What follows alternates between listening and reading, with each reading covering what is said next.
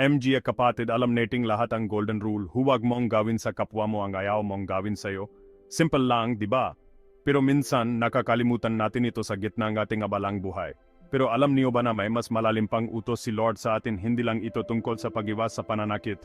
Sabi sa Galatians chapter 6 verse 2, magtulungan kayo sa pagpasan ng MGA, mabibigat ninyong pasanin, at sa gayon, matutupad ninyo ang batas ni Kristo. Dito, hindi lang basta pag-iwas sa pananakit ang sinasabi. Ang tunay na pagmamahal ay nakikita sa ating MG agawa. Sabi dito, dapat tayo mismo ang tumutulong sa kapwa, lalo na sa MG may pinagdadanan. Hindi natin alam ang bigat ng kanilang dinadala. Kaya't mahalaga na tayo ay maging handa sa pagtulong, kahit sa simpleng paraan. Ang bawat malit na tulong ay may malaking epekto, lalo na sa MG may pinagdadanan. Ang bawat isa sa atin ay may kakayahang magbigay ng suporta at pagmamahal. Kumbaga teamwork tayo sa buhay, sama-sama nating harapin ang MG hamon. Isipin niyo na lang, kung lahat tayo handang tumulong, walang maiwan, walang mag-isa. Ang bawat isa ay magiging bahaging isang masayang komunidad. Di ba mas masarap mabuhay sa mundong punong malasakit at pagmamahal? Isang mundo kung saan ang bawat isa ay nagmamalasakit at nagmamahal sa kapwa. Pero ano bang ibig sabihin ang pagtutulungan sa pagpasan ang mabibigat na pasanin? Paano nga ba natin may papakita ang tunay na diwang bayanihan at pagkakaisa? Hindi naman ibig sabihin na literal nating bubuhatin ang problema ang iba. Hindi ito nanggangahulugang tayo ang mag-aakong lahat ng kanilang MG alalahanin. Hindi rin ibig sabihin na magiging pabigat tayo sa kanila. Hindi natin sila bibigyan ng dagdag na problema o pasanin. Ang tunay na pagtulong ay ang pagiging present. Ang simpleng presensya natin ay maring magbigayang malaking ginhawa. Ang pakikinig sa kanilang MG hinaing. Ang pagbibigayang oras upang pakinggan ang kanilang MG kwento at problema. Ang pagbibigayang encouraging words. Ang MG salitang nagbibigay lakas at pag-asa sa kanila. Ang pag-alayang tulong sa abot ang ating makakaya.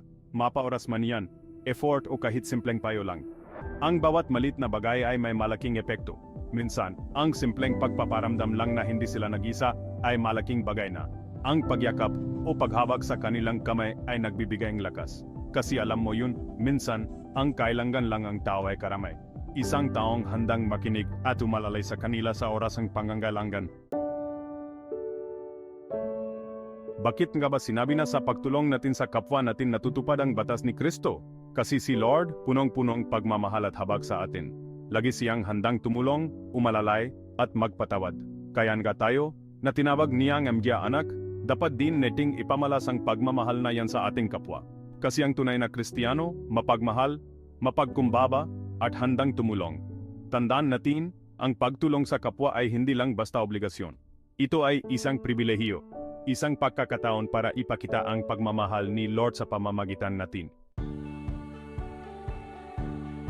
Section 4. Saan ako magsisimula?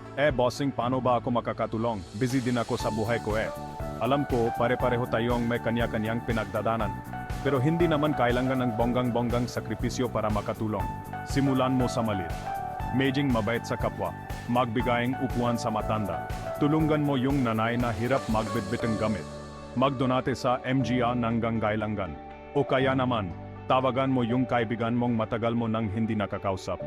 Malay mo, kailangan niya lang ang kausap, maraming paraan para makatulong. Ang importante, may malasakit tayo sa puso natin. Section 5. Ang tunay na kaligayahan. Alam niyo ba, MG Tol, na mas masarap tumulong kaysa tulungan? Totoo yan.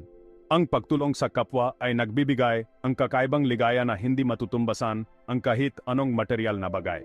Kapag tumutulong tayo sa kapwa, parang may kakaibang saya tayong nararamdaman. Hindi lang ito simpleng kasiyahan, kundi isang malalim na pakiramdam ang kagalakan at kasiyahan na nagmumula sa puso. Parang nagiging mas makabuluhan ang buhay natin. Ang bawat araw ay nagiging punong layunin na direksyon dahil alam natin na may nagagawa tayong mabuti para sa iba. Kasi alam mo yun, sa pagtulong natin sa iba, hindi lang natin sila ang natutulungan. Tayo rin ay natututo at lumalago bilang MG tao, pati sarili natin, napapabuti rin natin, nagiging mas maligaya tayo, mas kontento, at mas mapagpasalamat sa MG biyaya na meron tayo, nagiging mas mapagpasalamat tayo sa MG biyaya na meron tayo, ang bawat malit na bagay ay nagiging mahalaga at nagbibigayang kasiyahan. At higit sa lahat mas lumalapit tayo kay Lord. Ang pagtulong sa kapwa ay isang paraan ng pagpapakitang ating pagmamahal at pagsunod sa Kanya. Kaya MJ kapatid, huwag tayong magdalawang isip na tumulong sa abot ng ating makakaya. Ang bawat malit na tulong ay may malaking epekto sa buhay ng iba. Kasi sa pagtulong natin sa kapwa, hindi lang natin sila ang pinapasaya, kundi pati na rin ang ating MJ sarili. Ang bawat ngiti at pasasalamat na natatanggap natin ay nagbibigay ng inspirasyon at lakas. At higit sa lahat, natutupad natin ang batas ni Kristo ang magmahalan at magtulungan. Sa bawat pagtulong, tayo ay nagiging instrumento ng kanyang pagmamahal at biyaya.